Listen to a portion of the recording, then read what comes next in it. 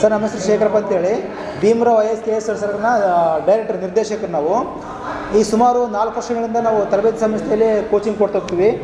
ಇದರಲ್ಲಿ 400 ಜನಕ್ಕೆ ಇಲ್ಲಿವರೆಗೆ 400 ಜನಕ್ಕೆ ನಾವು ಫ್ರೀಯಾಗಿ ಕೋಚಿಂಗ್ ಕೊಟ್ಟಿವಿ. ಅದರಲ್ಲಿ ಸುಮಾರು 20 ಜನ ಸರ್ಕಾರಿ ಸೇವೆಯಲ್ಲಿ ಆಯ್ಕೆ ಆಗಿದ್ದಾರೆ. ಒಬ್ಬರು ಸಬ್ ಇನ್ಸ್ಪೆಕ್ಟರ್ PS ಆಗಿದ್ದಾರೆ, ಇಬ್ಬರು SDA ಮತ್ತು ಇಬ್ಬರು FD ಆಗಿದ್ದಾರೆ, 4 ಜನ ಟೀಚರ್ಸ್ ಆಗಿದ್ದಾರೆ, 15 ಜನ ಪೊಲೀಸ್ ಕಾನ್ಸ್ಟೇಬಲ್ ಸರ್ಕಾರಿ ಸೇವೆಯಲ್ಲಿ ಸೆಲೆಕ್ಟ್ ಆಗಿದ್ದಾರೆ. ಹಾಗೆಯೇ ಈಗ ಮತ್ತೊಂದು ನಾವು CET ಒಂದು ಪರೀಕ್ಷೆ ಇರ್ತದೆ. ಅದರಲ್ಲಿ ಪ್ರಥಮ ಬಹುಮಾನ 15,000, ದ್ವಿತೀಯ ಬಹುಮಾನ 10,000, ತೃತೀಯ ಬಹುಮಾನ 5,000, ಉಳಿದ 10 ಜನಕ್ಕೆ ಸಂದರ್ಭ ಬಹುಮಾನ ಕೊಡ್ತಾ ಹೋಗ್ತೀವಿ. ಮತ್ತು ಇಲ್ಲಾಂದರೆ ಅದಕ್ಕೆ ಸ್ಪರ್ಧಾ ಪರೀಕ್ಷೆ ಬಂದಂಥ ಪುಸ್ತಕಗಳನ್ನು ವಿತರಣೆ ಮಾಡ್ತಾ ಹೋಗ್ತೀವಿ. ಈ ರೀತಿ ಇರುತ್ತೆ. ಇದಕ್ಕೆ 28/12/2025 ಸರ್ಕಾರಿ ಬಾಲಕರ ಪ್ರೌಢಶಾಲೆ ಅಂಚೆ ಕಚೇರಿ ಹತ್ರ DCF ಹತ್ರ ಇದೆಲ್ಲ, ಆ ಶಾಲೆಯಲ್ಲಿ ಪರೀಕ್ಷೆ ಇರುತ್ತೆ.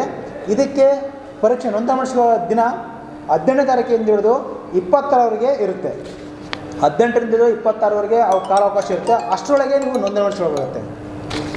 ಹಾಗಾಗಿ ಇನ್ನೂ ಏನಂತಂದರೆ ನಮ್ಮ ಸಂಸ್ಥೆಗೆ ಭೇಟಿ ನೀಡ್ಬೋದು ಮತ್ತು ಫೋನ್ ಮುಖಾಂತರ ಸಂಪರ್ಕಿಸಿ ಅವ್ರು ನೋಂದಣಿ ಮಾಡಿಸ್ಕೊಳ್ಬೋದು. ಈ ರೀತಿ ಇರುತ್ತೆ ಸರ್.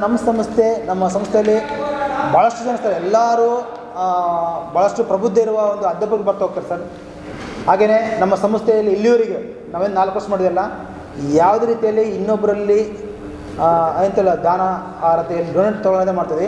ಪ್ರಥಮ ವರ್ಷ ನಾವು ಅತಿ ಶಿಕ್ಷಕರಾದರೆ ಗೆಸ್ಟ್ ಫ್ಯಾಕಲ್ಟಿಯಾಗಿ ಕೆಲಸ ಮಾಡ್ತೀವಿ. ನಾನು ನನ್ನ ಹೆಂಡತಿ ಆ ದುಡ್ಡಿನಿಂದ ಪ್ರಥಮ 2020ರಲ್ಲಿ ನಾವು ಫ್ರೀ ಕೋಚಿಂಗ್ ಕೊಟ್ಟಿವಿ. 2023ರಲ್ಲಿ ನಮ್ಮ ತಂದೆಯ ಹೊಲದಿಂದ ಅಂದರೆ ನಮ್ಮ ತಮ್ಮನವರು ಸಪೋರ್ಟಿಂದ ಮತ್ತು ನಮ್ಮ ತಂದೆಯ ಹೊಲದಿಂದ ಮೆಣಸಿಕಾಯಿ ಮಾರಿದ ದುಡ್ಡಿನಿಂದ 2023ರಲ್ಲಿ ನಾವು ಫ್ರೀ ಕೋಚಿಂಗ್ ಕೊಟ್ಟಿವಿ. 2024ರಲ್ಲಿ ನನ್ನ ಫ್ರೆಂಡ್ಸ್ ಸಹಕಾರದಿಂದ ಮತ್ತು ನಮ್ಮ ಕಮಲರತ್ನ ಬಂತೇಜ್ ಅಂತ ಒಬ್ಬರು ಇದ್ದಾರೆ, ನಮ್ಮ ದೇವರಾಜ್ ಸಾರು ಮತ್ತು ದುರ್ಗಪ್ಪ ಸಾರು ಇವ್ರ ಮುಖಾಂತರ. ಆಮೇಲೆ ನಮಗೆ ಒಂದು ಟೈಮ್ನಲ್ಲಿ ನಮ್ಮ ಮುಂಡಿನಾರ ಸರ್ ಇದ್ದಾರೆ, ಲಿಡ್ಕರ್ ಅಧ್ಯಕ್ಷರು, ಅವ್ರಿಗೂ ನಮಗೆ ಸ್ವಲ್ಪ ಸಪೋರ್ಟನ್ನು ಮಾಡ್ತಾಯಿದ್ದಾರೆ. ಮುಂಡಿನಾರ ಅಲ್ಲಿ ಮತ್ತು ಮಾರಾಯಣ ಇವರ ಸಪೋರ್ಟಿಂದ, ಮುಖ್ಯವಾಗಿ ಕಮಲರತ್ನ ಬಂತೇಜ್ ಇವರೊಂದು ಸಹಕಾರದಿಂದ 2024ರಲ್ಲಿ ಕೋಚಿಂಗ್ ನಡೆಸ್ತೀವಿ. ಈ ವರ್ಷಗೂ ಅದೇ ರೀತಿಯಲ್ಲಿ ರನ್ನಿಂಗ್ ಮಾಡ್ತಾಯಿದ್ದೀವಿ ಸರ್. ಈಗ ಸರ್ ಇಲ್ಲಿವರೆಗೆ ನಾವು 400 ಜನಕ್ಕೆ ನಾವು ಫ್ರೀಯಾಗಿ ಕೋಚಿಂಗ್ ಕೊಟ್ಟಿದ್ದೀವಿ ಸರ್. 400 ಜನದಲ್ಲಿ 20 ಜನ ಸರ್ಕಾರಿ ಸೇವೆಯಲ್ಲಿ ಆಯ್ಕೆ ಆಗಿದ್ದಾರೆ. 20ಕ್ಕಿಂತ ಜಾಸ್ತಿ ಜನ ಸರ್ಕಾರಿ ಸೇವೆಯಲ್ಲಿ ಆಯ್ಕೆ ಆಗಿದ್ದಾರೆ ಸರ್, 20 ಜನ ಜಾಸ್ತಿ.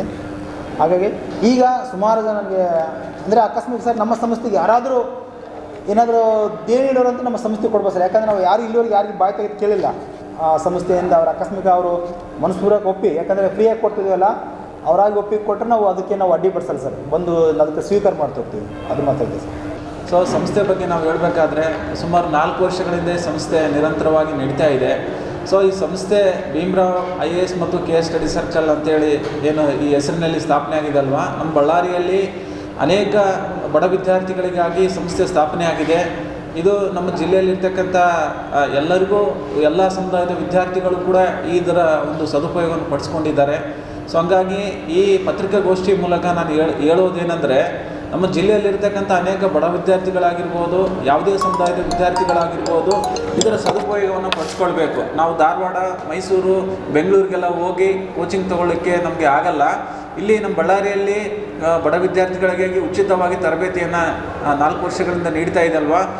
ನೀಡ್ತಾ ಇದೆ ಅಂದರೆ ಅವರು ಉಚಿತವಾಗಿ ತಮ್ಮ ಕುಟುಂಬದ ಆದಾಯದ ಮೂಲದಿಂದ ತಮ್ಮ ವೈಯಕ್ತಿಕವಾಗಿ ಅವ್ರು ಏನು ಮಾಡ್ತಾ ಇದ್ದಾರೆ, ಇದಕ್ಕೆ ಬಾಡಿಗೆ ಇರ್ಬೋದು, ಅದರ ನಿರ್ವಹಣೆ ಆಗಿರ್ಬೋದು, ಅಧ್ಯಾಪಕರಿಗೆ ಸಂಬಳ ಆಗಿರ್ಬೋದು, ಎಲ್ಲ ರೀತಿಯಿಂದ ಅವ್ರು ಏನು ನಿರ್ವಹಣೆಯನ್ನು ಮಾಡ್ತಾ ಇದ್ದಾರೆ. ಸೊ ಹಾಗಾಗಿ ನಾವು ಏನು ಹೇಳೋದಂದರೆ, ನಮ್ಮ ಜಿಲ್ಲೆಯಲ್ಲಿ ಬಳ್ಳಾರಿ ಜಿಲ್ಲೆಯಲ್ಲಿರ್ತಕ್ಕಂಥ ಎಲ್ಲ ವಿದ್ಯಾರ್ಥಿಗಳಿಗೆ ಇಂಥ ಒಂದು ಸಂಸ್ಥೆ ಇದೆ. ಈ ಸಂಸ್ಥೆಯಿಂದ ನೀವೆಲ್ಲರೂ ಉಪಯೋಗ ತಗೊಳ್ಬೇಕು, ನಮ್ಮ ಭವಿಷ್ಯವನ್ನು ಕಟ್ಕೊಳ್ಬೇಕು, ಸರ್ಕಾರಿ ಸೇವೆಗೆ ಸೇರಬೇಕಾದ್ರೆ ಸೊ ಭೀಮರಾವ್ ಕೋಚಿಂಗ್ ಸೆಂಟರ್ ಏನಿದೆ ಅದು ನಿಜಕ್ಕೂ ನಮಗೆಲ್ರಿಗೂ ಒಂದು ಒಳ್ಳೆಯ ಒಂದು ಸಂಸ್ಥೆ ಅಂತ ಹೇಳಲಿಕ್ಕೆ ನಾನು ಬಯಸ್ತೇನೆ. ಜೊತೆಗೆ ಏನಪ್ಪ ಅಂತಂದರೆ, ಈ ಸಂಸ್ಥೆಯಿಂದ 20ಕ್ಕೂ ಅಧಿಕ ಏನು ಅಭ್ಯರ್ಥಿಗಳು ಆಯ್ಕೆಯಾಗಿದ್ದಾರೆ. ಸಬ್ ಇನ್ಸ್ಪೆಕ್ಟರ್ ಇರ್ಬೋದು, PDO ಇರ್ಬೋದು, SDA ಇರ್ಬೋದು, FDA ಇರ್ಬೋದು, ಪೊಲೀಸ್ ಕಾನ್ಸ್ಟೇಬಲ್ಸ್ ಇರ್ಬೋದು, ಮತ್ತು ಟೀಚರ್ಸ್ ಇರ್ಬೋದು. ಅನೇಕ ವಿದ್ಯಾರ್ಥಿಗಳು ಏನಾಗಿದ್ದಾರೆ, ಈ ಸಂಸ್ಥೆಯಿಂದ ಉಚಿತವಾಗಿ ತರಬೇತಿಯನ್ನು ಪಡೆದು ಇವತ್ತು ರಾಜ್ಯ ಸರ್ಕಾರಿ ಸೇವೆಯಲ್ಲಿ ತಮ್ಮ ಸೇವೆಯನ್ನು ಸಲ್ಲಿಸ್ತಾ ಇದ್ದಾರೆ. ಸೊ ಹಂಗಾಗಿ ನಾವು ಹೇಳೋದಿಷ್ಟೇ, ಈ ಜಿಲ್ಲೆಯಲ್ಲಿ ಪತ್ರಿಕಾ ಮಾಧ್ಯಮದ ಮೂಲಕ, ವಿದ್ಯುನ್ಮಾನದ ಮೂಲಕ ಇವತ್ತು ಈ ಪತ್ರಿಕಾ ಏನು ಗೋಷ್ಠಿಯನ್ನು ಕರೆದಿದ್ದಾರಲ್ವ, ಸೊ ಇದು ಕೇಳೋದೇನೆಂದರೆ, ಜಿಲ್ಲೆಯಲ್ಲಿ ಸಮಸ್ತ ಅನೇಕ ಜನ ವಿದ್ಯಾರ್ಥಿಗಳಿದ್ದಾರೆ. KS ಓದೋರಿದ್ದಾರೆ, IAS ಓದೋರಿದ್ದಾರೆ, PDO ಓದೋರಿದ್ದಾರೆ, ಟೀಚರ್ಸ್ ಓದೋರಿದ್ದಾರೆ. ಎಲ್ಲರೂ ಕೂಡ ಏನು ಮಾಡ್ಬೋದು, ಇಂಥ ಒಂದು ಸಂಸ್ಥೆಗೆ ನೀವು ಜಾಯ್ನ್ ಆಗಿ ಇಲ್ಲಿ ತರಬೇತಿಯನ್ನು ಪಡೆದುಕೊಳ್ಳಿ. ಜೊತೆಗೆ ನಿಮ್ಮ ಭವಿಷ್ಯವನ್ನು ಕಟ್ಕೊಳ್ಳೋಕ್ಕೆ ಇದು ಭಾಳಷ್ಟು ಅನುಕೂಲ ಆಗುತ್ತಂತೇಳಿ ಈ ಮೂಲಕ ಈ ಮಾಹಿತಿಯನ್ನು ನೀಡಲಿಕ್ಕೆ ಬಯಸ್ತೇನೆ. ಬಳ್ಳಾರಿಯ ನಿರಂತರ ಸುದ್ದಿಗಾಗಿ ಬಳ್ಳಾರಿ ಬೆಳಗಾಯಿತು ಚಾನೆಲ್ನ ಸಬ್ಸ್ಕ್ರೈಬ್ ಮಾಡಿ ಹಾಗೂ ಬೆಲ್ ಐಕಾನ್ ಒತ್ತಿ.